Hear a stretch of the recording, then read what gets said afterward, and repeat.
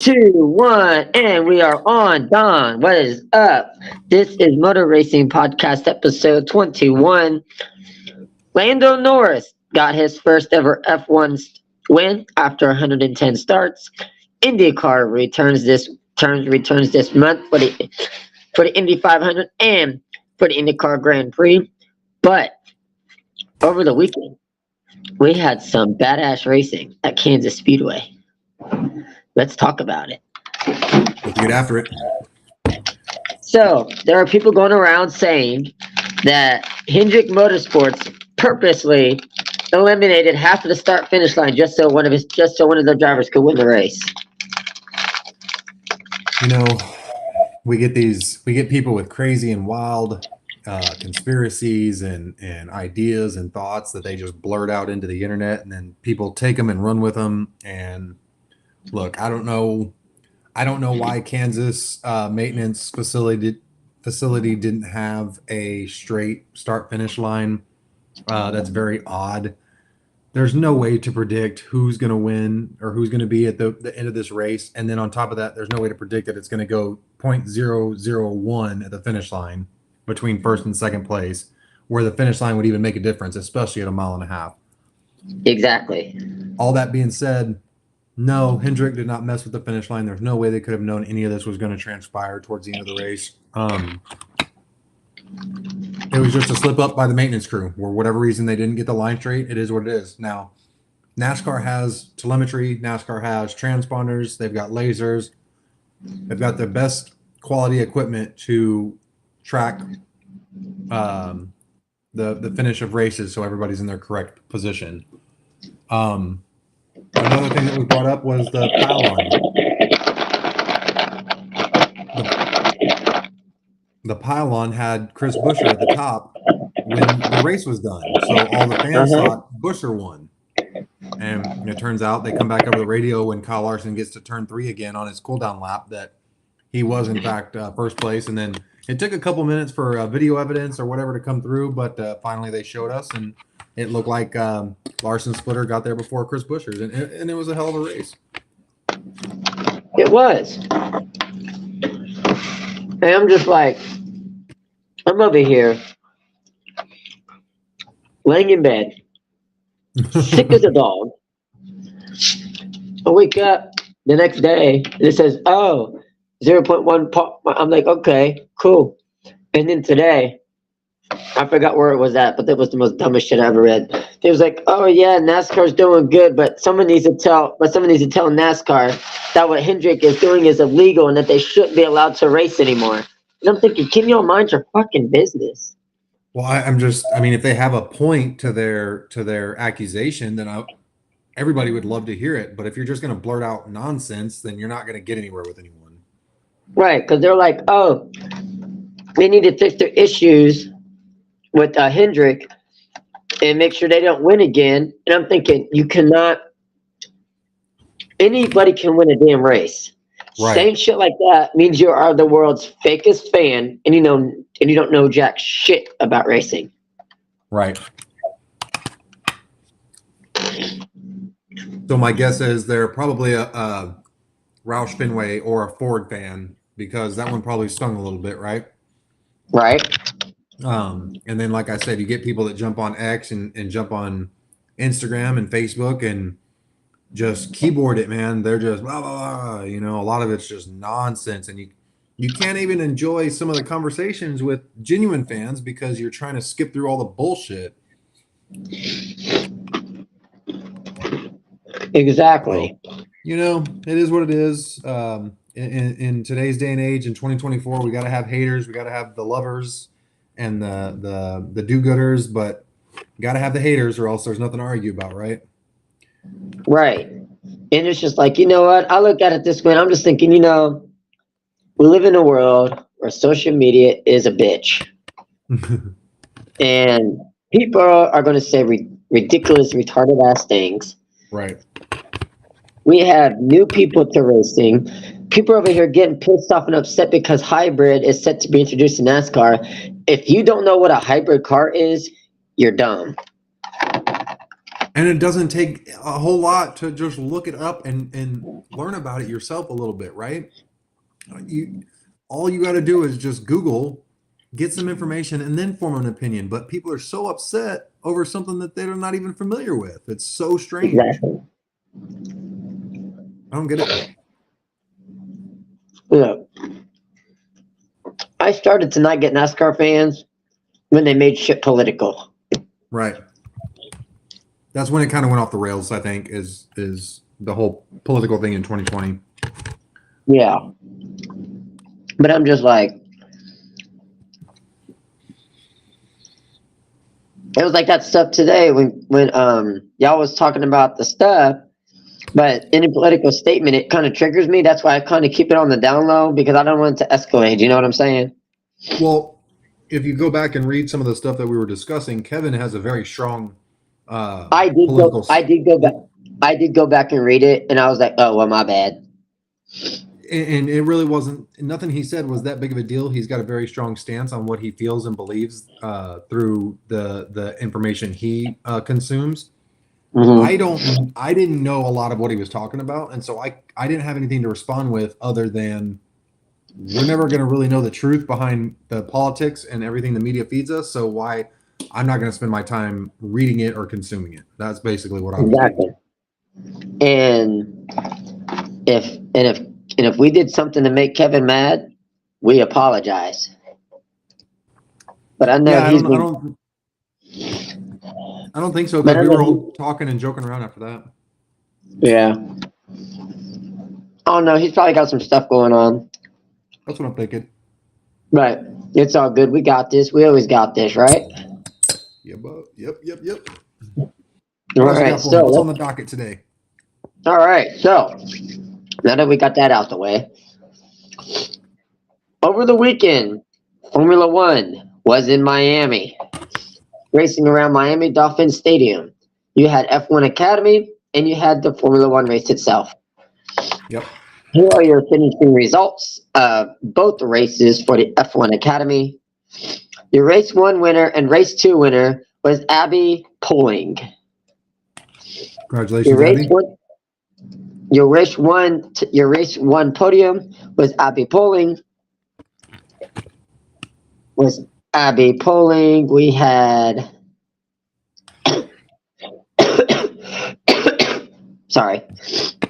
We had Penn at second, and we had the American Chloe Chambers scoring her first podium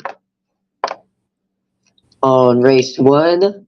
And then race 2, we had Abby Pulling winning it again. We had Bianca Bustamante of the Philippines for Art Grand Prix Racing finishing second, and McLaren for her first podium of the year.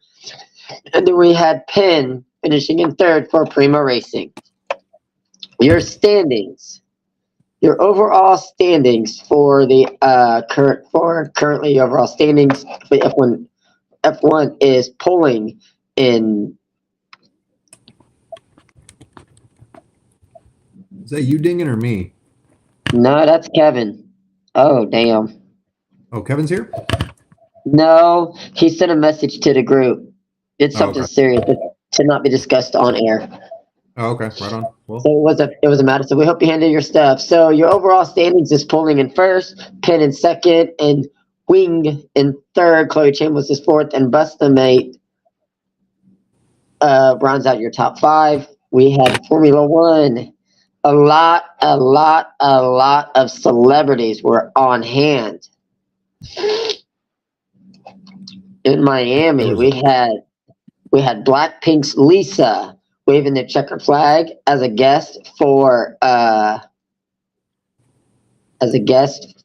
Team Red Bull. We had Kiki Palmer. We had a whole lot of celebrities that was there, just to name a few. But the biggest win, the biggest moment of the weekend is after 100 tries.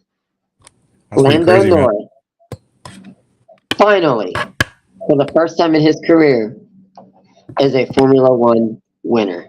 Imagine the weight lifted off that man's shoulders moving on to the next race.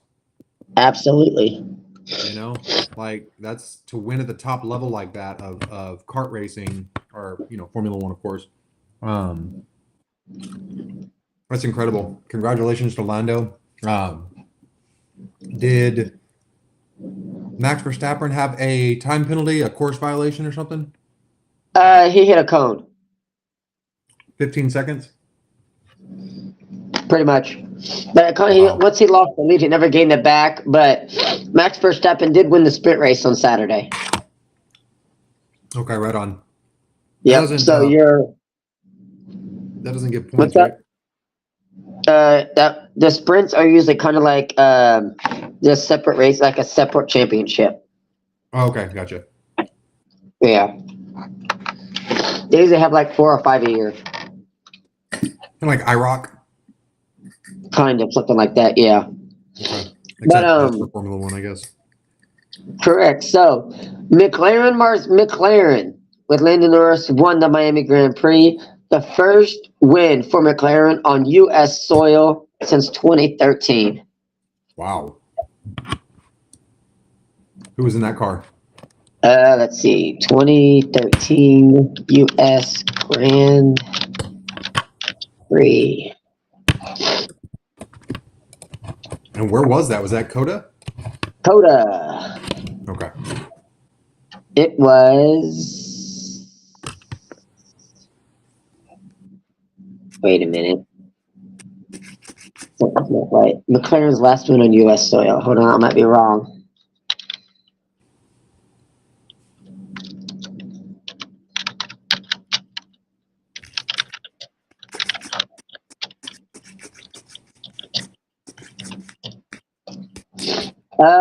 McLaren was the first win for McLaren on U.S. soil since 2012. And 2012's win on U.S. soil was, looks like it was Lewis Hamilton. That's not right. Something in 2012. Mercedes. Yeah, hold on. I'll get it. 2012 U.S. Grand Prix. Either way, while you're looking that up, congratulations to Lando on that victory. That's big time. Moving forward for him and his team, that's going to be very beneficial. I was correct. Lewis Hamilton won the 2012 U.S. Grand Prix for McLaren Mercedes. Awesome. 11 years. Wow. Yeah. Good for well done on Miami's part. I know they've had their hiccups the first couple races they had, but it looks like they really put on a good show. Looks like no real hiccups along the way. I know there's some drivers that don't care for the course. There's some fans that question the course, but you know what? It is what it is. That's the design. That's where they're racing. So get out there and get after it. So good show by Miami. Well done. Yep. And what's unique about Miami's course is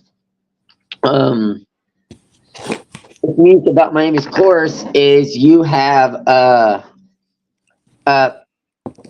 permanent race. You have a permanent surface down over the parking lot areas around Hard Rock Stadium. Right. That they use throughout football season, but once racing season hits, they start building the track immediately after football season ends. Right. And then, so here's your podium. I'm just going to do your podium and then your notables, and then we will move on to the ARCA. Perfect. So Lando Norris is your winner. And that's no. Max Verstappen second. Charles Leclerc finished his third. Lewis Hamilton sixth. All the way down, who actually did not even finish the race, was the American Logan Sargent, finishing 20th after 27 laps. So, okay. Yeah. Not the best day in the office. No, it's not. But hey, we had a racing. All right, so ARCA raced at Kansas.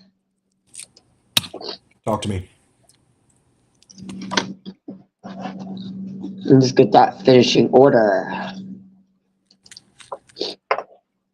The top 4 cars were within 4/1000ths of a second of each other, if I remember Yeah. correctly. Yeah. Yeah.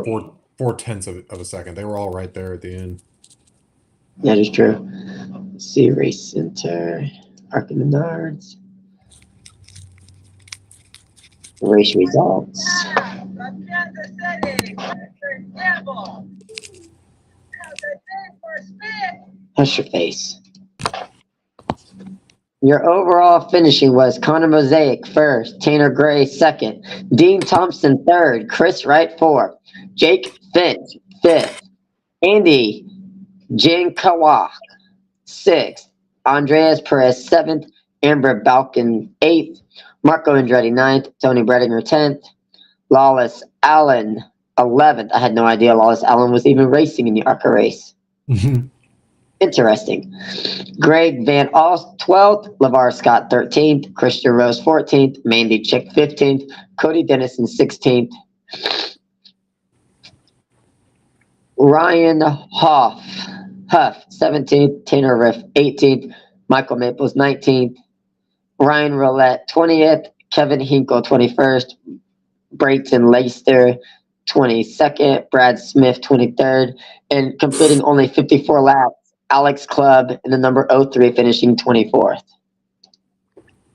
Was not a good day for Alex, but at least he showed up and put in 54 laps. Yep. So And then who was your winner? Connor Mosaic. Connor, get after it, man. Yeah. Now, Boy, ain't let's messing see. around, is he? No. All right. Let's go ahead and bring up the NASCAR weekend.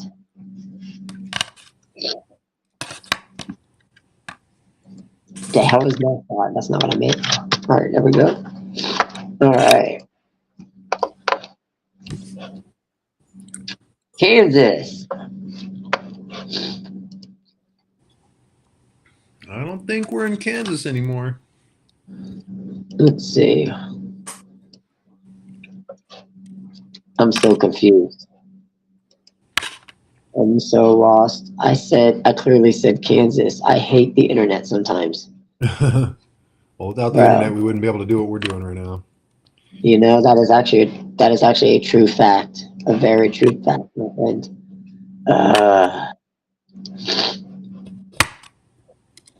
These ads are stupid. How you going to tell me Kansas results but give me Talladega? That's just so retarded. Oh, wow. It's really off. Yeah. All right. You know what? Screw this.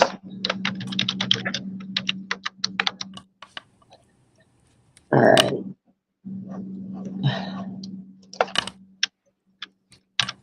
NASCAR Xfinity. NASCAR Xfinity did not race this weekend, correct? They did not. We were our trucks and Cup this past weekend. That's right. All right. Let's see. Here we go. Kansas results. All right. Talk to me. All right. Corey Heim took the victory. Zane Smith finished second. Christian Eckes third. Caden Honeycutt fourth. Brett Moffitt fifth. Nicholas Sanchez in sixth. Tanner Gray seventh. Who has a sweet, beautiful throwback coming this weekend, taking it back to his NHRA days. Yeah, that's cool. Dean Thompson 8th. Daniel Dye, Matt Cracken round out your top 10. Bailey Curry, Grant Infinger, Rajin Caruth, Brett Holmes, Ty Dillon, Ben Rhodes, Jake Garcia, Lane Riggs, who is throwing it back to his dad, Scott Riggs, this weekend in his number 38 Truck Series. Kim Waters, 19th. Taylor Akram, 20th, who is throwing it back to Russ Wheeler this weekend. That's right. The blue and orange. Yes, sir. Mason Massey, 21st. Timmy Hill, Matt Mills, Thad Moffitt, Stuart Friesen, who is throwing it back to, I believe, Jimmy Johnson. Lawless Correct. Allen. His Coke Yeah. 600 win. Taylor Gray, Chase Purdy, Mason Maggio, Connor Mosaic, Spencer Boyd, Jennifer Joe Cobb, who I didn't even realize was racing, and Ty Majeski, who only completed, looks like 10 laps. Finishes 33rd. Ty Majeski. I do believe I had Corey Heim and Christian Eckes as my picks last week, and they did not disappoint me at all. I think they finished first and third, if I remember correctly. Yes. Very pleased with the results. The truck race at Kansas is always a blast. You can always count on Corey Heim to give us a show. Toyotas at Kansas, man. What can you say? And which is interesting because Denny probably would have won that race had Kyle not dive bombed him. But we'll get into the NASCAR Cup Series later. But can't. It's no surprise Corey Heim won Kansas in that Toyota Tundra. Correct. All right. And what is perhaps the closest finish in Cup Series history. That record was held for 21 years by Ricky Craven at Darlington in 2003. It was 2003, and Ricky Craven actually took to X Media, the platform, and shout out to Kyle Larson. He said, "Passing the closest finish in history, torch to you, man." And that was a kind of a cool moment. So no longer do they have the closest finish. It's now Chris Buescher and Kyle Larson. Mm-hmm. So that was cool to see Ricky Craven reach out to him. Oh, yeah. And then you got Chris Buescher second, Chase Elliott third, Mark Truex Jr., Denny Hamlin, Christopher Bell, Alex Bowman, who is driving what's next this coming Sunday, is going to have the classic, iconic 48 Lowe's colors on that number 48. Yep. Bringing back the yellow numbers for the first time since Jimmy Johnson. You got Kyle Busch, Noah Gragson, and Michael McDowell 10th, rounding out your top 10. Brad Keselowski, Ryan Blaney, John Hunter Nemechek. I was about to say Joe Nemechek. Wow. Todd Gilliland, Josh Berry, Ricky Stenhouse Jr., Bubba Wallace, Justin Haley, Ross Chastain, and Tyler Riddick round out your top 20. Chase Briscoe, Corey Heim, William Byron, Carson Hostefer, Austin Dillon, Corey LaJoie, Daniel Suarez, Amigo, Ryan Preece, Zane Smith, and Daniel Hemmick round out your top 30. And the rest of your field, Derek Kraus. I didn't even realize he was running in the third. I didn't even realize he was running this weekend. Yep. Derek Kraus, Ty Gibbs, Austin Hill, Joey Logano, Riley Herbst, Harrison Burton, Austin Cindric. The fuck? You mean 37? Ain't that some bullshit? And Jimmy Johnson, who I jokingly said was going to win this weekend, finishes 38th. Yeah, he was very frustrated with Corey LaJoie not realizing that Corey couldn't actually see past his car.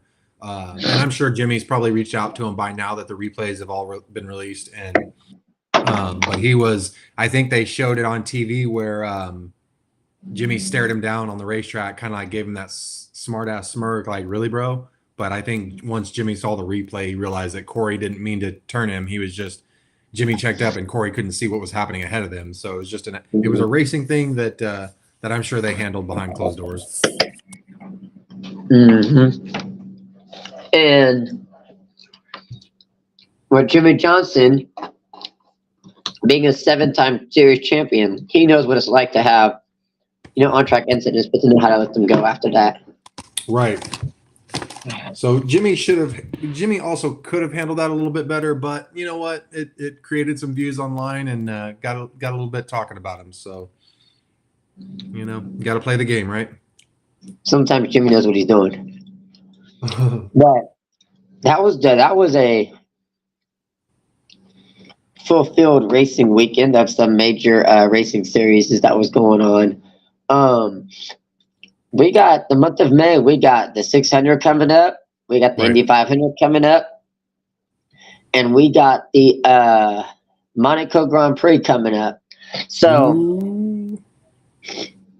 the triple. So there's a contest going around that you could enter a chance to do the daily double, attending the Indy 500, and then turn around attending the Coca-Cola 600. It's a sweepstakes by Advanced Auto Parts. Will you send me that link? Because you can't win if you don't play. Damn right, I got you, brother. But in a couple of minutes we got left, my favorite Indy 500 moment when Jimmy Johnson led the Indianapolis 500 for the first time in his career. That was pretty wild, wasn't it? Like to see Yes, a it was. 7-time Cup champion jump into an Indy car and start leading laps out there. That was pretty surreal. That was a pretty cool moment. I'm sure he enjoyed that. I'm sure the team that was surrounding him that day that was probably a surreal moment. Let's see how many laps he led that day. It wasn't many.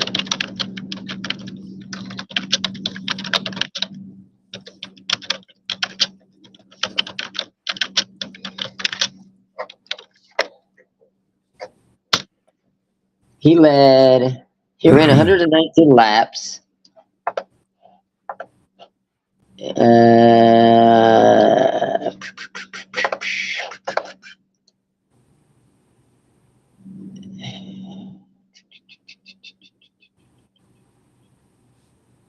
Let's see. As I look it up, he led 2 laps. 2 laps. Hey, that's 2 more than a lot of people that have ever led. Yep. And he ended up only finishing 193 of them because he did, in typical Jimmy Johnson fashion, crash out of a big race. Yeah, I can't. It's hard for me to harp on guys that wreck out of races because I'm sitting at home in my couch, so they're out there living their dreams, Yeah. So it is what it is. But it's going to be great. And I'm supposed to be talking with Meyer Shank Racing later this week Okay. about the 3 of us having passes to Mid-Ohio in July. Right on. Looking forward to that. That'll be Oh, be yeah. an incredible experience if we're able to make that work out. And I would love to be a part of, bringing some attention to their team too, as well as the podcast. Absolutely. And in other racing news, Dale Earnhardt Jr. announced today that he has signed with TNT Sports to cover those races in 2025. What does that include? It includes those races on Amazon Prime. And I think we have a few races on Amazon Prime later this year. No. Oh, is it CW? Is that what it was? The CW is for the Xfinity Series. They will be taking over for the playoffs. Okay, right on. Yep. But I am looking forward to the entire month of May. May is my favorite time of the year. My favorite racing month. Yeah, I can't wait. There's so much big racing going on this week. Of course, we'll have shows throughout the actual week and preparing everybody and making sure we're up to date on times and schedules and stuff. But it's going to be a busy month. NASCAR All-Star race. I don't even think we mentioned that. So it's going to be busy. So the week after the big 3, we are doubling our shows. Monday, we cover Monaco. Tuesday, we cover the 500. Wednesday, we cover the 600. Thursday, no show. Friday, we gear up for the next set of races. What was the last one you said? Friday, we gear up for the next weekend of racing. Right. So it's just boom, boom, boom, boom. One show is dedicated to Monaco. Next race is dedicated to 500. Next race is dedicated to the 600 because this is a lot of racing to talk about. It's a lot. Yep. Get ready to unpack because we're gonna be on it. And we're gonna be coming in hot. Now, tomorrow, and so just tomorrow, I will it'll just be you and Kevin tomorrow. Okay. And then Friday would be normal show. And we'll continue to recap and unpack a lot of Kansas, and we'll look ahead to Darlington and Throwback Weekend. Oh yeah, and Friday we will talk about our favorite throwback schemes of all time. Oh yeah, I got a couple that y'all might want to hear about. Oh yeah. Until then, we're going to see the Days of Thunder, and we're going to head on out. That's right.